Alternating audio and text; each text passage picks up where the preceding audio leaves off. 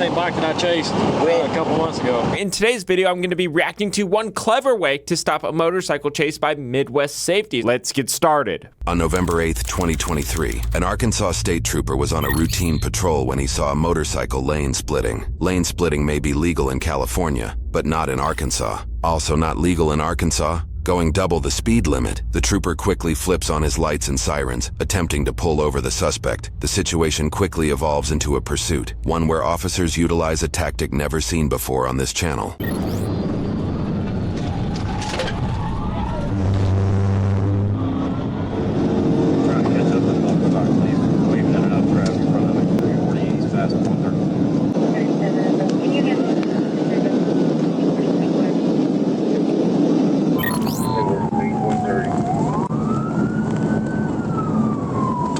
This second officer is traveling northbound on I-430, while the pursuing officer is traveling eastbound on I-40. This second officer is likely rushing through traffic in hopes to continue the chase if the motorcyclist outpaces the pursuing officer. Otherwise, if the suspect heads south, the officer will have to use an unusual tactic to stop the chase, which would be coming from the opposite side of the highway.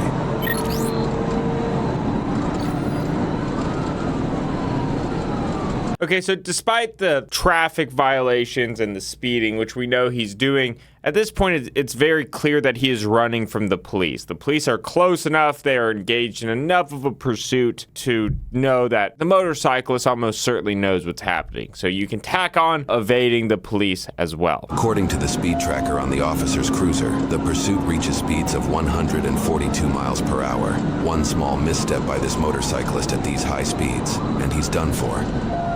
Yeah, not only is he done for, he's very much endangering everybody else. So there's probably some form of reckless endangerment as well. Of course, every state's going to have different statutes, but yeah, I'm sure Arkansas has that equivalent.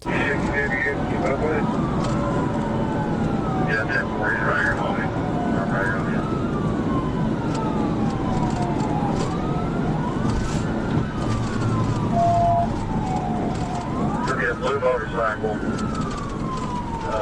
Guy's wearing a tan shirt, dark green pants, real blue jacket, minimal shoes to black. Where did you wait on? What else is on that back?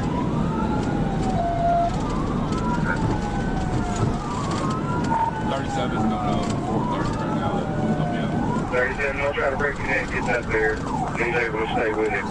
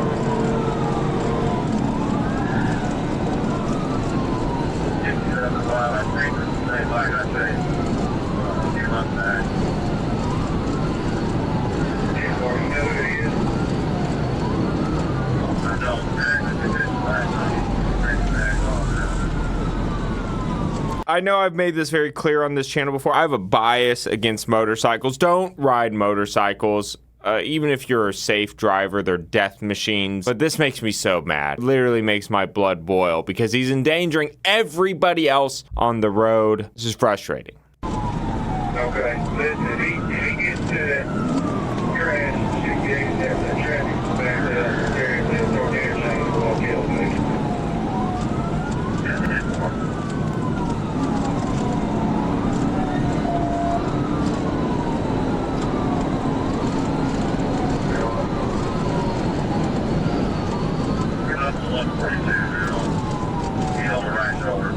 A third officer joins the pursuit and jumps onto 40 East, just behind the initial cruiser. The second cruiser is still traveling northbound on I-430, and it looks like he won't be able to catch up in time to continue the chase on I-40. However, the suspect is coming up to this fork in the highway. He can either continue east on I-40 Or he could decide to take an exit to travel southbound on I-430 and unknowingly travel towards the second pursuing officer.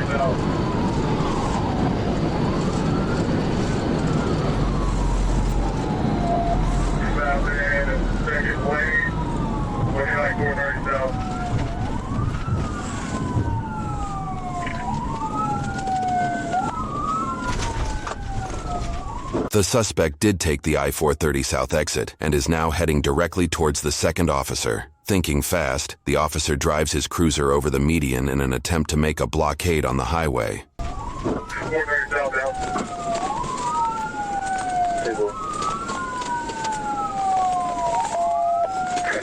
the shoulder right now. 430 south, get ready to go to 12.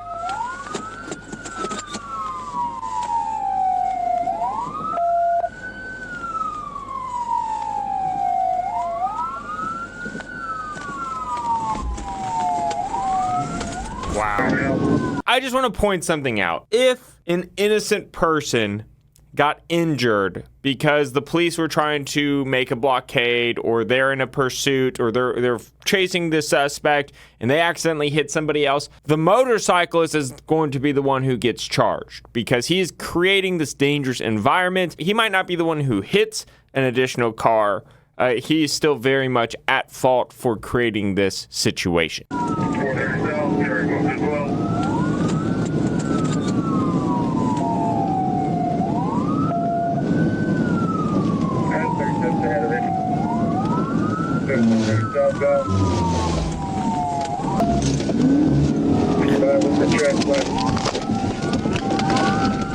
He wrecked out, Hey, get on the f***ing ground! On the ground, now! On the ground! Get your own back there.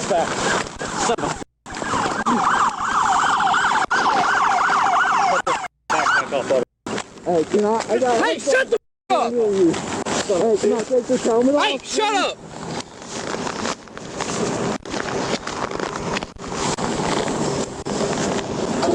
Yeah, so that was actually a pretty anticlimactic ending. They just ran him off into the side. So now they're arresting him. Yes, they are allowed to cut off his backpack, even though it's his personal property. It's interfering with the police's ability to handcuff him. Sorry, your backpack is going to be destroyed. Hey, I don't give a We're cutting it.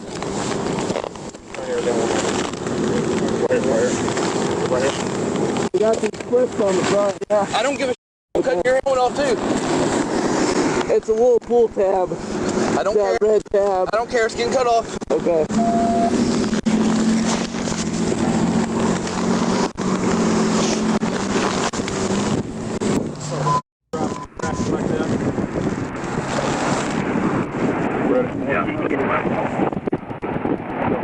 Did I get the U-bus off the ground? They're going back to Palmer County. Oh, yeah.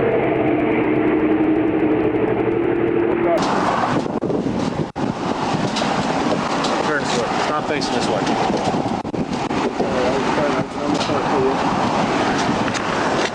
Hey, face the car.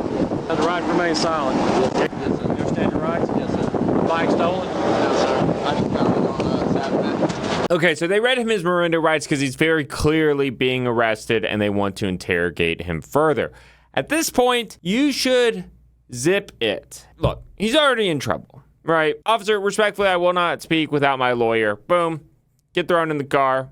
Zip it. Anything you say here is not going to help. It's not going to help that you haven't been pulled over before. I have the bill of sale on this phone. Slide in. That. Can I pull these pants Get up in. real quick? Okay. I don't have much to say to y'all, but I apologize. currently located. That was stupid. You're right. That was stupid as Gun. Ronald, take a picture of where this gun is. Let me get my camera.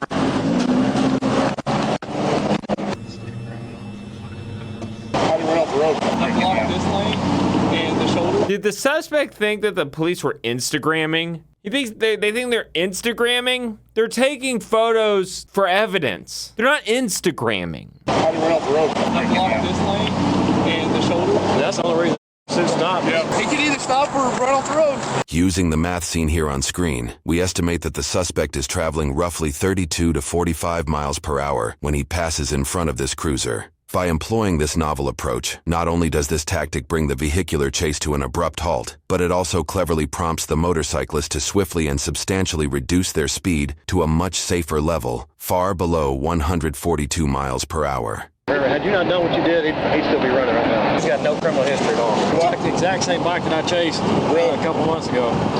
And he was driving the same too.